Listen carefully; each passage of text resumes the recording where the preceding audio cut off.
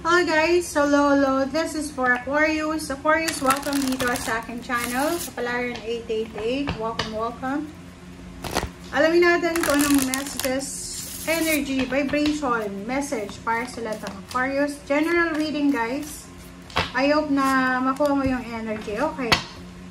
Aquarius, reverse na changing your mind. So, sinasabi ng bara sa'yo na possible na hindi ka na magbabago ng isip mo. Parang gano'n. So, siguro meron kang kailangan na gawing desisyon. So, sinasabi ng baraha dito na if may gagawin kang isang desisyon, siguradong sigurado ka na hindi ka na magbabago ng iyong isip. Kumbaga gano'n. Okay, Aquarius.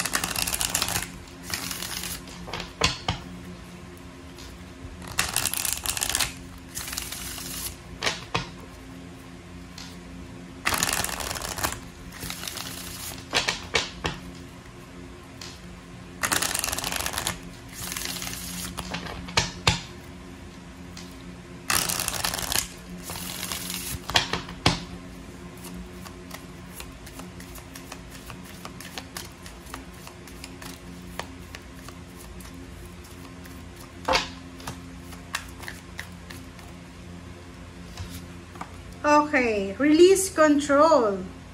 First quarter mo yung Taurus. Okay, so yun. So, resonated sila sa bawat isa. Aquarius, so, sinasabi ng bara sa'yo dito na hindi ka na magbabago ng isip mo talaga. Okay? Hindi ka na magbabago ng isip mo.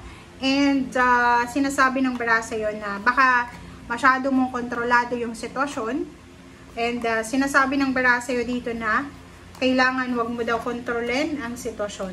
Okay? So, I hope na makuha mo yung energy, guys. Okay. Yung changing your mind na reverse, sinasabi ng baraha dyan na siguro may iba sa inyo dyan na talagang stick na kayo doon sa kung ano yung naisip nyo.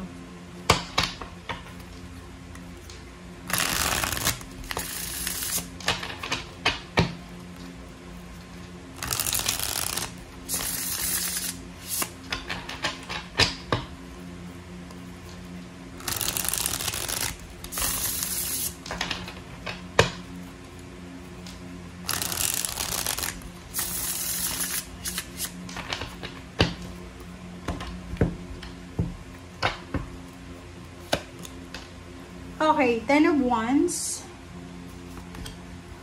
the Tower, reverse na Knight of Cups, OMG, the Star and Wheel of Fortune, and sa lalim mo is 5 of Cups. Nakikita ko sa'yo dito, merong Aquarius na, possible breadwinner ka ba ng pamilya? Kasi yung 10 of Wands mo dito, ay nakikita ko sa'yo dito na sobra-sobra kang workaholic. Abalang-abala. Kumaga may part-time, may full-time. Basta abala ka.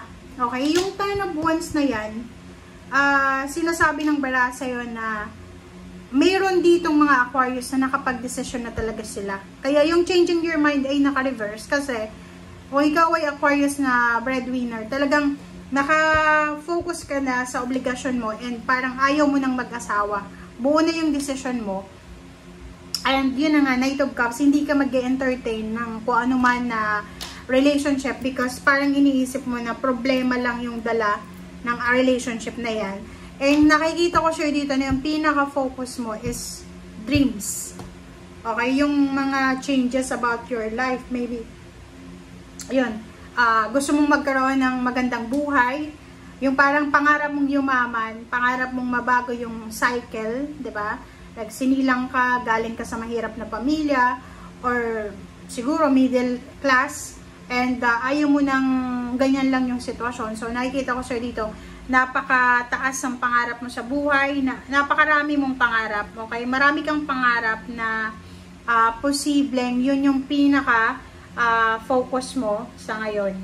Okay? And yung Wheel of Fortune dito, sinasabi ng baraha sa'yo na the Wheel of Fortune is, kumbaga, umiikot siya. Diba? Hindi tumitigil yung Wheel of Fortune.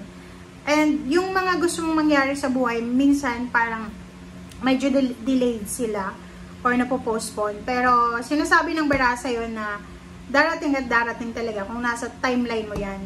So, yung iba sa inyo na sinasacrifice yung love life, just because of success, mag-iingat daw kayo kasi may 5 of Cups dito na pwede kayong magsisi sa bandang huli.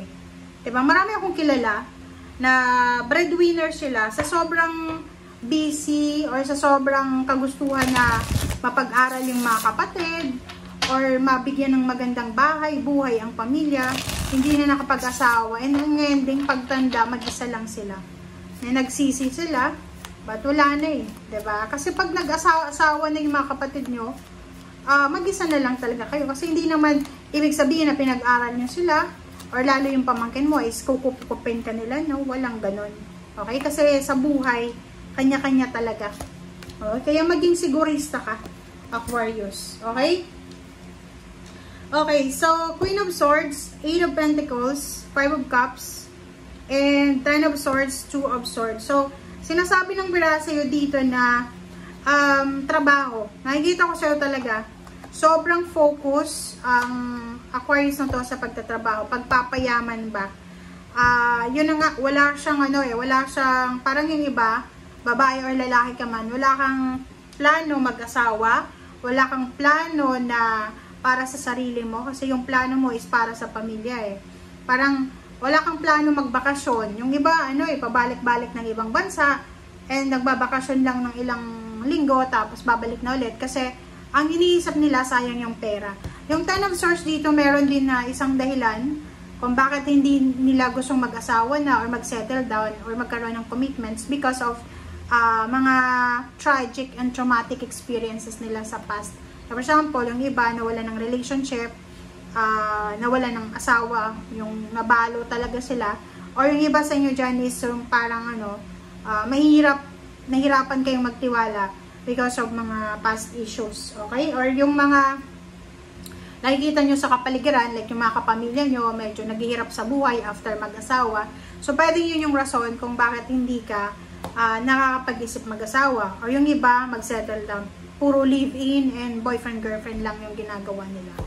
Okay, so 5 of Cups, sinasabi ng bara sa'yo dito na mag-iingat tayo sa kung ano man na decision making natin, Aquarius. Kailangan mong maging matalino daw, kailangan mong timbangin ang sitwasyon. Kasi minsan, alam mo ba na kung ano yung gusto mo sa ngayon, posibleng hindi mo na yan magugustuhan in few years. Parang ganon. So, ang message ng bara sa'yo na wag masyadong yung decision mo, like, yun, sinabi mo na sa sarili mo na i-google mo yung sarili mo sa pagtatrabaho, no relationship, or no ano pa man. So, dito sa barahan na to, release control eh. Kasi masyado mo daw na kinukontrol yung sitwasyon eh. Lalo na ngayon, halimbawa, diba, pag kumikita ng malaking halagang pera, malaki yung sweldo, nasa ibang bansa, or nasa Pilipinas, tapos maganda yung negosyo, yung iba is talagang tinitake for granted nila yung health nila or yung relationship, emotional relationship kasi may pera. Pero pag nawala ng pera, doon mo marirealize yung 5 of Cups dito. Doon ka magsisisi eh. Kasi yung kung puro ka lang trabaho, kulang ka sa bakasyon or kulang ka sa pahinga, pagsisisihan mo yan eh. Kasi yung iba naman sasabihin habang bata pa, kailangan magtrabaho. Okay, pwede naman magtrabaho pero make sure na balance eh. Okay? Kasi kung kinokontrol natin yung sitwasyon, hindi natin makokontrol yun guys. Wala tayong control dito sa mundo. Okay? Thank you. Bye!